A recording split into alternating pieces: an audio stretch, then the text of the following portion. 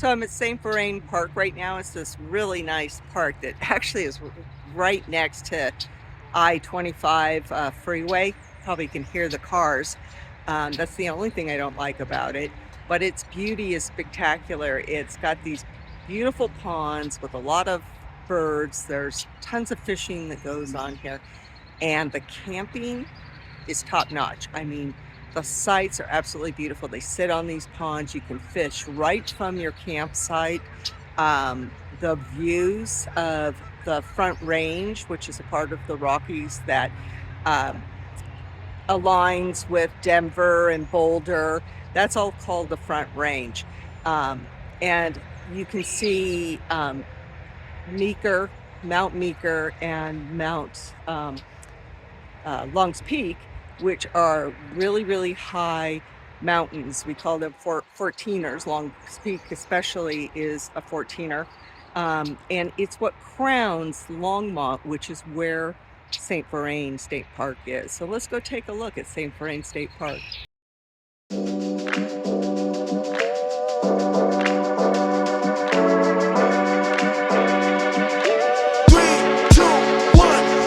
Doggies are very accepted here as long as they're on leash. There's a lot of wildlife here in the form of birds and prairie dogs. So make sure that you do keep your dog on a leash and not disturb the beautiful wildlife that is here. So we're going to go ahead and take a walk along Pelican Pond Trail, and there's these nice little parking lots where you can come in here for day use. Bring your kayaks and your canoes and stuff like that and put them on the water. They have these wonderful trails, and as you walk them, you're going to hear the car sound, but as you loop around, it starts getting muffled and it's not so bad. Oh, look at these beautiful wildflowers. These weren't here last time I was here with my son walking. So red-winged blackbird right there. It's right there.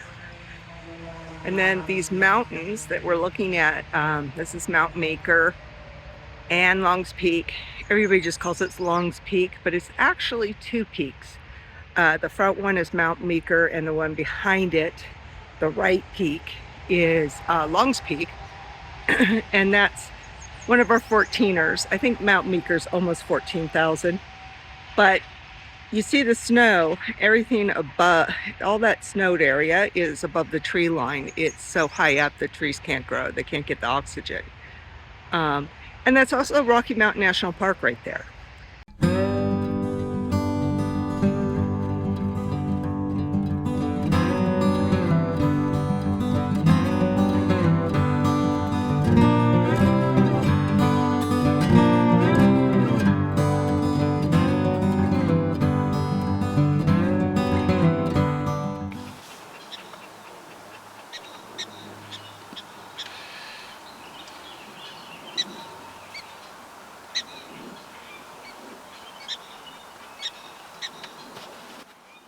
Make this little chirping sound to warn the others.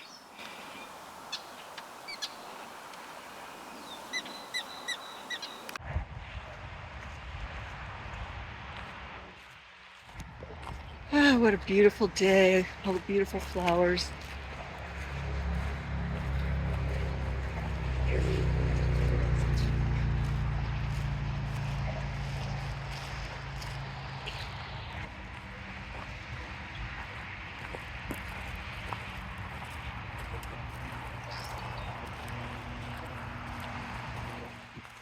Camera in slow-mo and turn it the right way.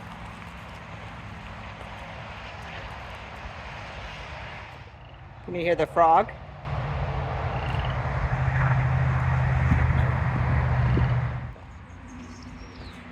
My son and I are really into birds, so we come here a lot. Go bird watching and take pictures and stuff. This is also a place, I don't know if you saw our video on ice fishing and the eagles, eating the fish and everything that the fishermen were putting out. This is that same park, St. Vrain. And you spell it V-R-A-I-N. So like a V with the word rain after it, St. Vrain. I mean, look at this view.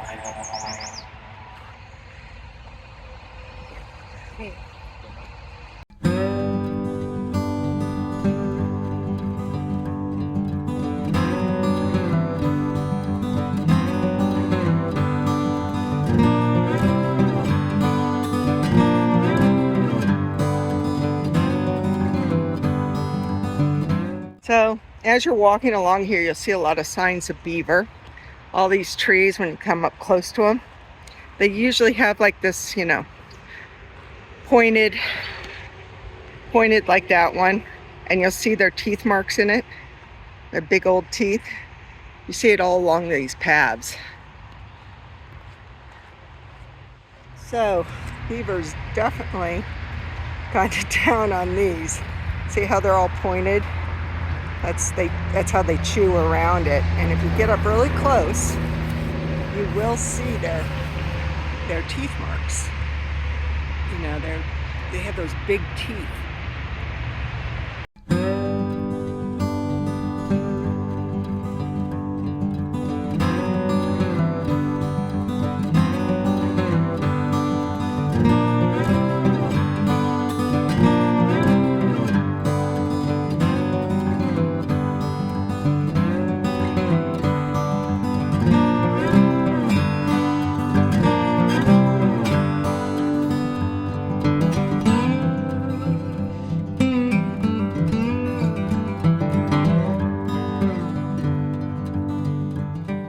As you come in to the park, there's Big bird. there is an osprey nest up in the phone and electrical wires. Yeah, I bet he hears buzzing at night. So you can actually see one of the ski resorts from here. So let's see if I... The smart dog had gotten that shadow right there. Yeah, did he? So right here is one of the ski resorts. This is Eldora. It's above Boulder, Colorado. And it's just a smaller ski resort.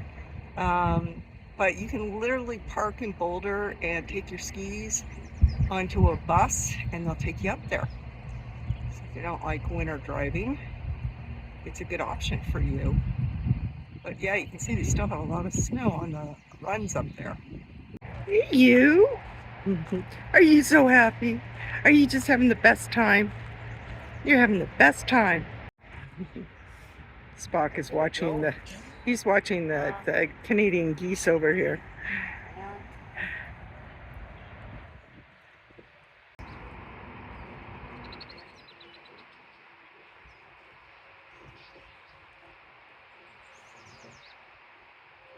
So we're taking a path underneath the I-25, and there's supposed to be a bunch of swallows. Oh, there they are. That nest along the ridge of the Oh my goodness, look at all these swallows.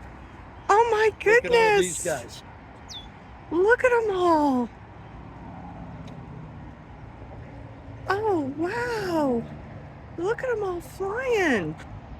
Look at all these. Oh my goodness.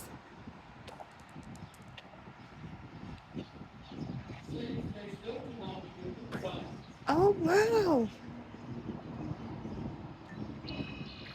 All the mommies and daddies, and then they go back to the mud nests and feed their babies. Look at them all. So cool.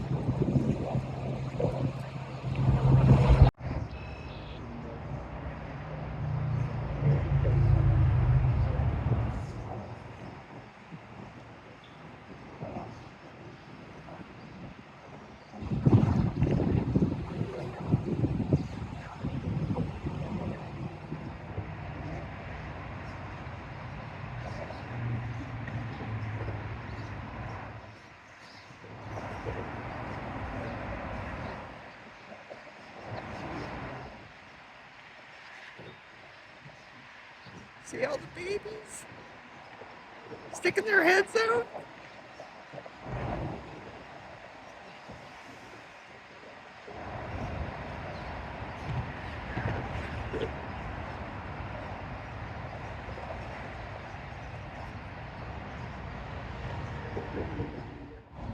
So this is more. This is the St. Vrain River that we're on, hence the name of the park.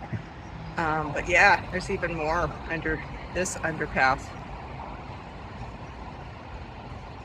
They get fresh water, tons of food. It's a perfect place actually for them. But God, they got to be dead living underneath the I-25. So here's the St. Vrain. It's on the north side of the park. So there's more lakes over here, and this is more of a housing community over here. It's called Barefoot Lakes. So you can, walk all in there. Patrick and I actually, we go to Del Taco, which is down the street, and we'll get some tacos on Taco Tuesday, and we'll go over to Barefoot Lake and just sit in our parking lot and look at the lake and have dinner, or sit on a park bench. It's actually very nice. So we're coming up on that Bear Lake area I was talking about, but we're found this great structure that they built for flooding.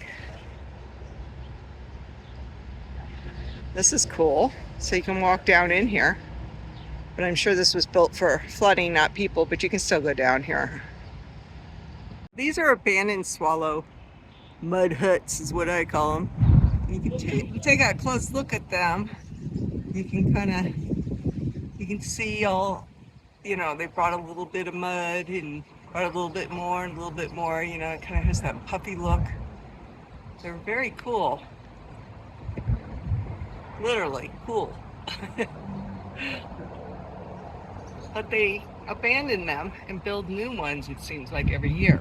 You may not have ever heard this story about San Juan Capistrano. It's a very famous mission in California, Southern California. It's part of the mission system that Father Juniper built. Anyways, if you ever get a chance, do go to it. It's beautiful. But what the legend is that the Padres trained swallows to come every year in March and return to San Juan Capistrano. When I was a kid, they used to come by the thousands. We would go that particular day. I forget what it is. It's a holy day. I'll put it down on the screen once I remember what it is.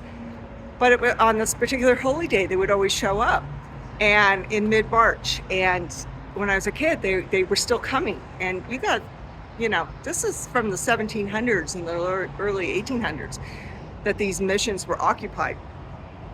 As I got older, less and less birds would return, they say, because of environmental changes.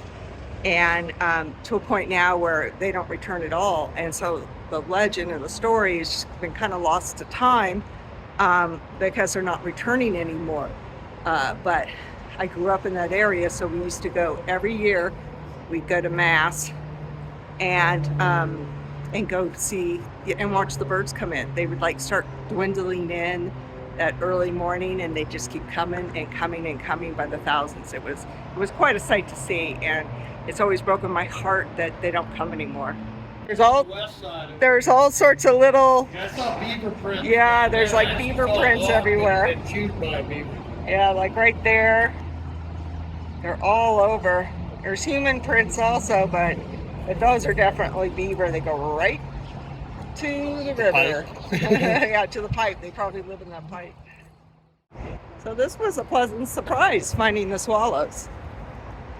Like I said in my story, they're very dear to my heart because of San Juan Capistrano. But yeah, there's thousands of them.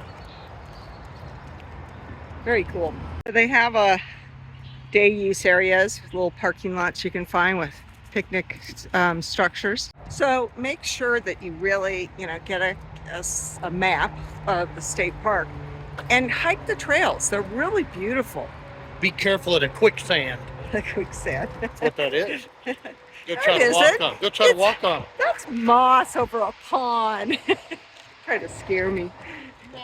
I can't be scared. So this was just a beautiful morning to take a nice hike in St. Vrain State Park. I hope you enjoyed it and have a marvelous day on this epic earth.